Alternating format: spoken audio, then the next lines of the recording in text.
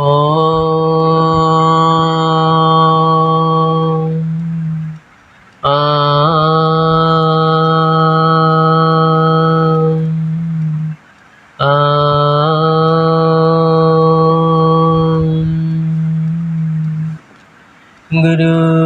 गुरुर्ब्रह्मा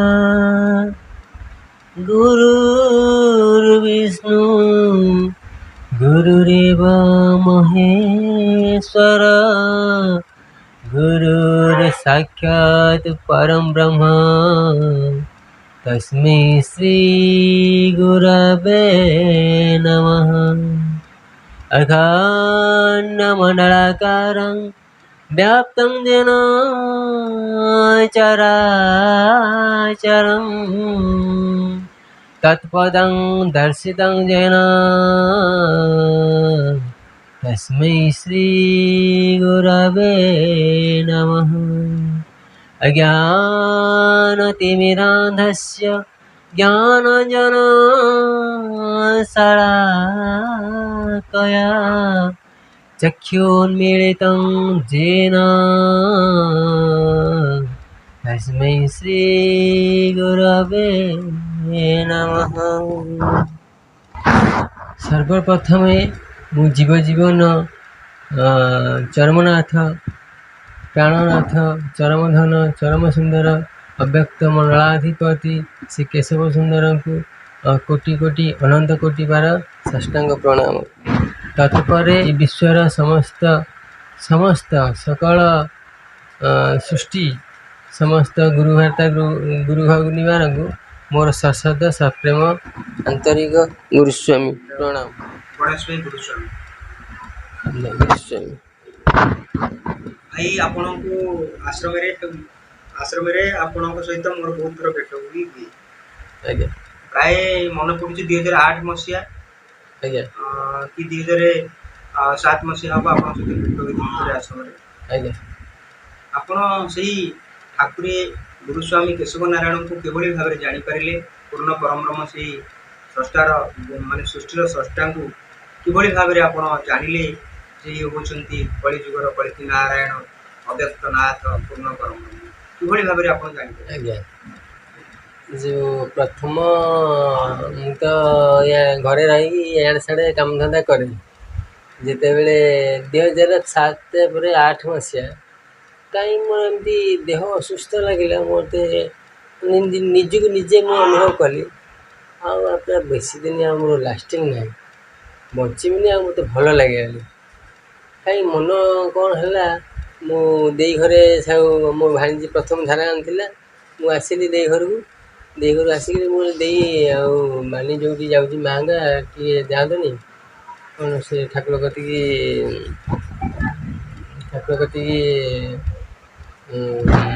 जाऊँगी जाती देखा नहीं से आम महंगार ना प्रथम आम दे घर गाँव में सब भिण जो मैंने हे से धारा नहीं भितर ना भूषा भाई से भिण हे सी भी धारा आनी मध्यम प्रथम मत सी नहीं गले ठाकुर को दर्शन कराया से दर्शन प्रथम देली आम सब भौणी घर गाँव भिणी मो दे आम अपा सब सांग हो गलु ग्रुप जिते जाकि प्रथम ठाकुर को जा दर्शन कली साधा सीधा वेशभूषा लगिला देखिली प्रणाम हेली आते तो ठाकुर गोटा मूढ़मती एत ज्ञान नाई आउ मनीष बुद्धि भारी भारी से अहंकार जी जहाँ कह मनीष ज्ञान जो बुद्धि आमर शिक्षागत बुद्धि थी काटी देखी आम जोटा कौच से ठीक एमती सेमती विभिन्न प्रकार मतवाद आम भितर थिला प्रथम जाकि ठाकुर को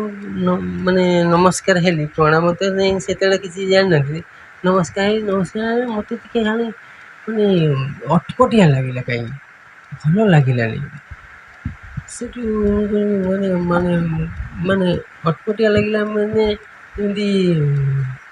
विचलित मुझे अनुभव कर पारे से आसली स्टल को आसली स्टल को आसिक से जो स्टल ठाकुर फटो बिक्री होता है 3 टंकिया फटो गोटे छोट साइज्र आनिली प्रथम किणिकी नहीं आसली ଇଏ ଆସିଲେ ଆମ ଘରେ ଗୋଟେ କାଚର ଆଲମିଟେ ଥିଲା। ସେଥିରେ ସେଇ 3 ଟକିଆ ସାଇଜ୍ର ଫଟୋ 3ଟା ବ୍ରହ୍ମା ବିଷ୍ଣୁ ମହେଶ୍ୱର ମରା ହେଇଥିଲା। ମରା ହେଇକି ଘରେ ଇଏ ହୁଏ। ସକାଳ ସନ୍ଧ୍ୟାବେଳେ ଧୂପ ଦିଆ ହୁଏ। ମୋର ମନ କ'ଣ ହେଲା, ସେ ଯେଉଁଠି ଆମର ଶିବ ମୁଁ ଆଗରୁ ପଞ୍ଚାକ୍ଷର ନାମ ଜପେ। ଜଣେ ଆମର ସେଇ ଆମର ଜେମାଶୁଣୀ ଗ୍ରାମ ଦେବତୀ ଅଛନ୍ତି, ସେ ଜଣେ କହିଦେଇଥିଲେ, ସେଠିକାର ପୂଜକ ଜଣେ କହିଦେଇଥିଲେ, ତୁ ବୀଜ ମନ୍ତ୍ର ଯେଉଁ ପଞ୍ଚାକ୍ଷର ନାମ ଶିବଙ୍କର ଜପ। ମୁଁ ଆଗରୁ ଜପାଜପି କରେ, ସେ ଅଭ୍ୟାସଟା ବି ଥିଲା। ସେଠୁ ଶିବଙ୍କର ମୁଁ ଭାବୁଥିଲି ଶିବ ହିଁ ଶ୍ରେଷ୍ଠ। ଆଉ ତାପରେ ପିଲାବେଳେ ମୁଁ ଯେତେବେଳେ ଏଟା ତ ଛୋଟ ପିଲାର କଥା କହୁଛି, ମାନେ ମୋର ଖିଆଲ ଅଛି। ମୋର ଶୋଷ ଥିଲା, ଯେଉଁଟା ଆମେ ଅନୁଭବ କରିଛି। 4ଟା ବେଳେ ସନ୍ଧ୍ୟାବେଳେ ଆମର କେନାଲ ଅଛି, ସ୍କୁଲକୁ ଯିବି। ସପ୍ତମ ଅଷ୍ଟମରେ ସ୍କୁଲରୁ ଯେତେବେଳେ ଆସେ, ସବୁ ପିଲାମାନେ ଗୋଟେ ସାଇଡ଼୍ରେ, ମୁଁ ଏକୁଟିଆ କେନାଲ ଉପରେ ବସି ଖାଲି ଉପରକୁ ଅନେଇବାର ଗୋଟେ ମୋର ନିଶା। ଏଇଟା ଅଭ୍ୟାସ ଏବେ ବି ଅଛି। ସବୁବେଳେ ଖୋଲା ଉପରକୁ ଆକାଶକୁ ଦେଖିବି, ଆକାଶକୁ ଅନେଇବାର ସ୍ଥିରତା ଆକାଶକୁ ଅନେଇଲେ ମୋର ଆସେ। ଆଉ ଭାବେ ସବୁଠୁ ଟପ୍ କିଏ?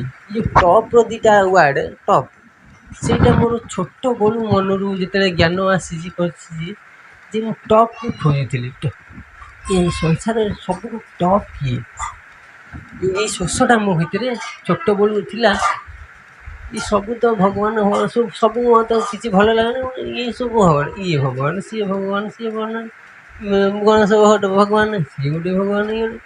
ସିଏ ଏତେ ଭଗବାନ ଭିତରେ ଟପ୍ଟା ଯେଉଁ ସମସ୍ତଙ୍କ ଉପରେ, ଯେଉଁ ଉପର ତଳ କିଛି ନାହିଁ, ଯେଉଁ ଟପ୍ ଶବ୍ଦଟା ମୋ ଭିତରେ ଖାଲି ମାନେ ଇଏ ହୁଏ ଛୋଟବେଳେ। ଭିତରେ ସବୁଠୁ ଟପ୍ କିଏ? ଉପରେ ଅଛି। ଉପରୁ ଅନାଇ ସ୍ଥିର ହୋଇ ବସେ। ସେ ଭାବନା ମୋର ଥିଲା। ଯେତେବେଳେ ଗଲି, ଆଉ ଯେତେବେଳେ ଶିବ ମନ୍ତ୍ର ମୋତେ ଦେଲେ, ନାମ ଜପିବା ଆମ ଯେଉଁ ଗ୍ରାମ ଦେବତୀଙ୍କର ପୂଜକ, ମୁଁ ଭାବିଛି ସବୁଠୁ ଟପ୍ ଆମର ଦେଖିକିରି ଟିଭି ଫିଭିରେ ଶିବ ତ ସବୁଠୁ ଶ୍ରେଷ୍ଠ। ଆଉ ଏମିତି ଏଇ ଧାରଣାଟା ମୋ ଭିତରେ ଥିଲା। ତାପରେ ଯେତେବେଳେ ପ୍ରଥମ ଦର୍ଶନରେ ଅଟପଟିଆ ଲାଗୁଥିଲା, ତାପରେ ମୁଁ ଘରୁ ଆସିଲି, ମୋର ଆଉ ଏତେ ମନଟା ଯେତେବେଳେ ମାନେ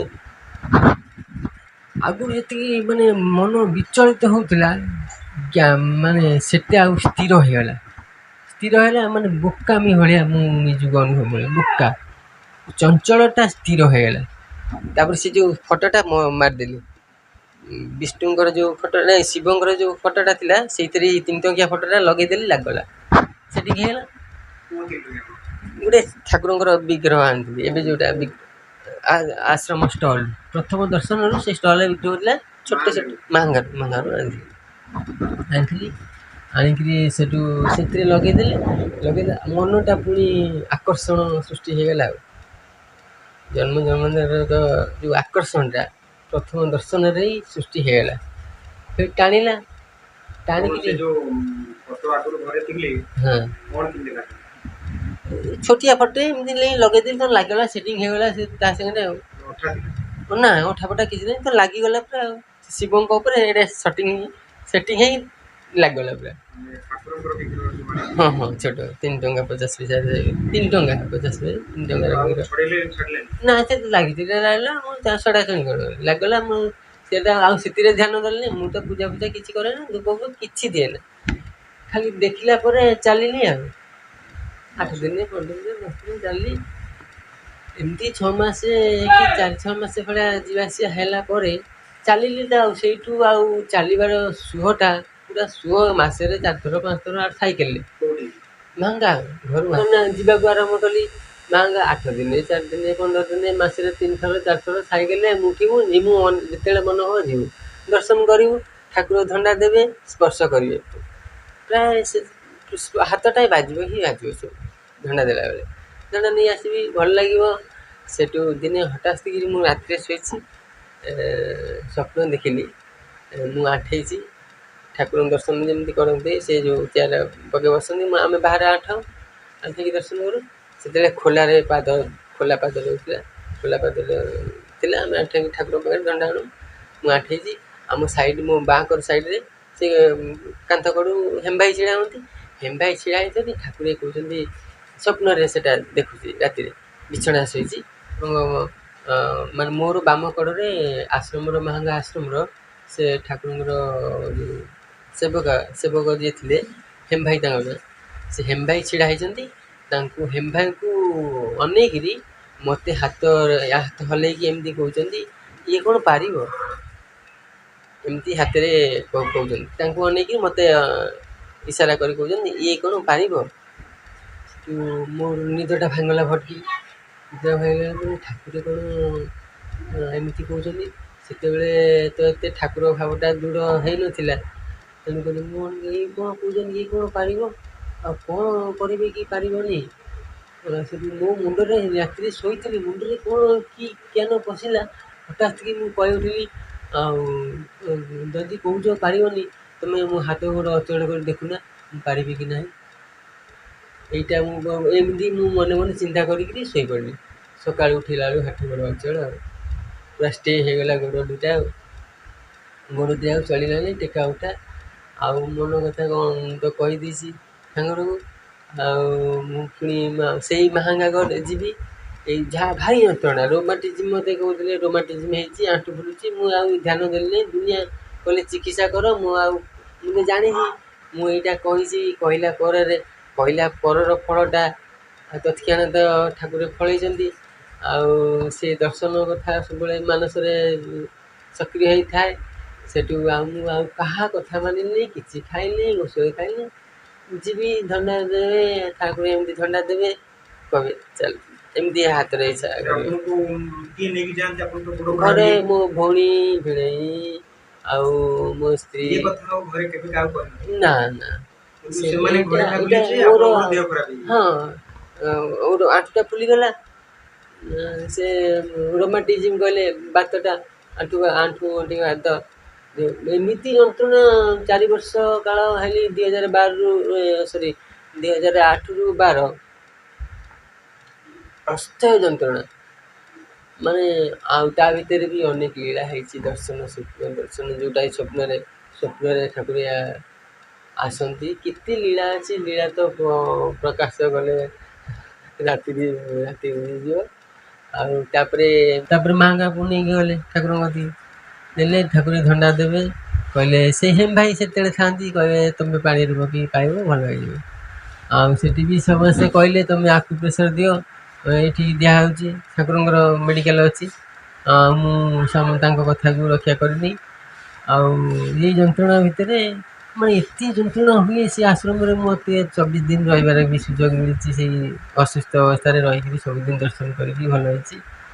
ଆଉ ଦିନେ ଅଲୌକିକତା ଗୋଟେ ଲୀଳା କହୁଛି। ସେ ପୁରୁଣା ଘର ଥିଲା, ଚାଳ ଘର ଲମ୍ବା। ସେ ଚାଳ ଘର ସାମ୍ନାରେ ଯେଉଁ ଘରଟା ଅଛି, ଖଞ୍ଜା ଘରଟା, ସେ ଖଞ୍ଜା ଘର ଉଚ୍ଚା ପିଣ୍ଡା ଥିଲା। ଭଙ୍ଗା ପିଚୁ, ନାଲି ମାଟି, ନାଲି ଯେଉଁ ସ୍ପଲ୍ ପଡ଼ିଥିଲା। ସେ ପୁରୁଣା ଭଙ୍ଗା ଦଡ଼ାର ରାସ୍ତା, ସେଥିରେ ମୁଁ ସେଇଠି ଶୋଇଛି, ଦେହରେ ଉତ୍ତାପ ଉଠୁଥାଏ। ଶୋଇଥିଲି, ମୋତେ କହିଲେ, ମୋ ଭଉଣୀ ଭେଣେଇ ନେଇ ଯାଇଥିଲି। କହିଲେ ଆମେ ଯାଉଛୁ ଆନନ୍ଦ ବଜାର କରିବୁ, ଆଉ ତୋ ନାଗି ଥାଳିରେ ନେଇ ଆସିବୁ। ପାଣି ଟିକେ ପିଇଲେ, ପାଣି ଢୋକେ ପିଇବି ତ ବାନ୍ତି ହେବ, ଏମିତି ଅବସ୍ଥା ସିରିୟସ୍। ଆଉ ଧଣ୍ଡା ପାଦୁକା ଯେଉଁ ପାଣିରେ ପଡ଼ିଥିବ, ତାକୁ ଢୋକେ ପିଇବି, ସେଇଟା ରହିବ। ସେଇ ପାଣିଟା ରୁହେ, ଆଉ ବାକି ସାଧା ପାଣି ପିଇଲେ ବାହାରି ପଡ଼ିବ ବାନ୍ତି ହେଇ। ସେଠି ସେଇ ପିଣ୍ଡାରେ ମୋତେ ଶୋଇଦେଲେ। 2 ଫୁଟ ହାଇଟ୍ ହେବ ପିଣ୍ଡାରେ ଶୋଇଦେଲେ। ଦେଇ ଗଲେ ଆନନ୍ଦ ବଜାର କରିଲେ। ଭଉଣୀ ଭେଣେଇ ନେଇକି ଯାଇଥିଲେ ମୋତେ ଆଶ୍ରମ ନେଇଗଲେ। ଠାକୁରଙ୍କୁ ଦର୍ଶନ କରି ସେଇଠି ଶୋଇଲି। ସେଠୁ ଯେମିତି ସିଏ କହିଲେ, ଆମେ ଯାଉଛୁ ଖାଇକି ଆସିବୁ, ତୋ ଲାଗି ଥାଳିରେ ନେଇକି ଆସିବୁ, ଏଇଠି ତୋତେ ଖୋଇଦେବୁ, ଆଉ କାଳେ ଥଣ୍ଡା ପାଇଲା ପରେ ଦୁଇଟା ଭାତ ଯିବ। ସେଠୁ ସିଏ ଯେମିତି ପଳେଇଲେ ବାହାରିକିରି, ମୁଁ ଚିତ୍ ହେଇକି ମୋତେ ଶୋଇ ଦେଇଛନ୍ତି। ଗୋଟେ ଉତ୍ତାପ ଉଠିଲା, ଆଉ ଯେମିତି ଉତ୍ତାପ ଘରେ ଉଠେ, ଉତ୍ତାପ ଉଠିଲା। ଏତେ ଜୋର ଉତ୍ତାପ ଉଠିଲା, ମୁଁ କଡ଼ ନଉଟେଇ ପାରୁନି।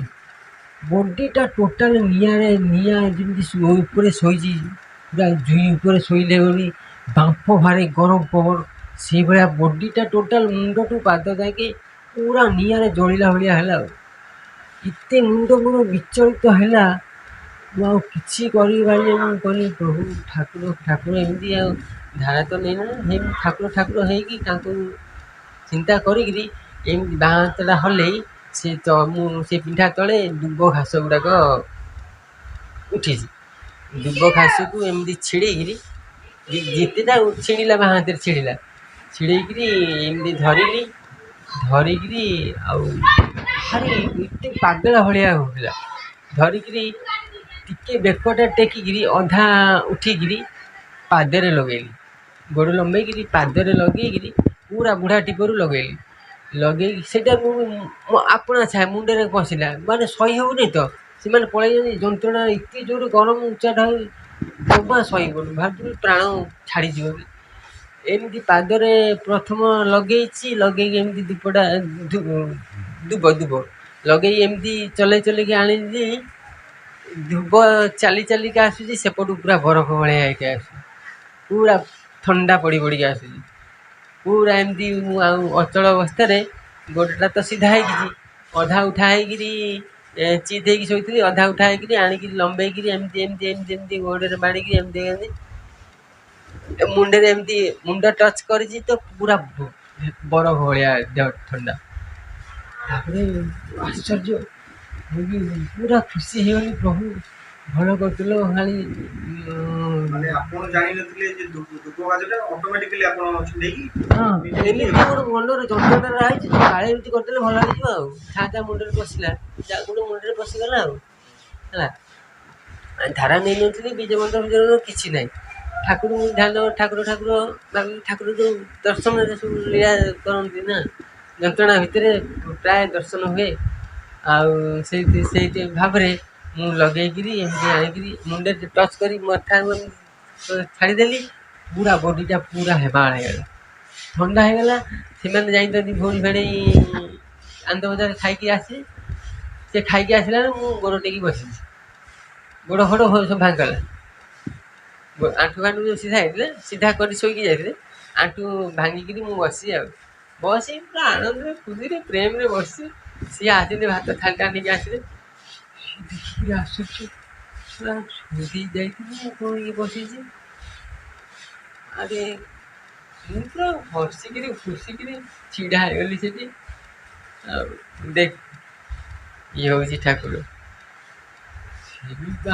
ଆଶ୍ଚର୍ଯ୍ୟ, ପାଖରେ ବସିଲେ, ବିଶ୍ୱାସ କରିବନି, ମୋ ଭିତରେ ପାଣି ଯାଉନଥିଲା। ସାଧା ପାଣି, ମୁଁ ନିଜେ ସାଧା ପାଣି ପିଇବି ବକ୍। ତାପରେ ଥଣ୍ଡା ପଡ଼ିଥିବା ପାଣି ବୋତଲରେ ଅଛି, ତାକୁ ପିଇବି, ସିଏ ରହିବ। ସେଥିରେ ସେ ଭାତ ଥାଳିଟା ନେଇକି ଟ୍ରେ ଭଳିଆ ଥାଳି ନେଇକିରି ଆସିକି ମୋତେ ଦେଖିଲେ, ସିଏ ବି ଆଶ୍ଚର୍ଯ୍ୟ। ସେଠୁ ମୋ ଭଉଣୀ ମୋ ଦେଇ ବସିଲା ସାଇଡ଼୍ରେ, ଥାଳିଟା ମୋତେ ଦେଲା।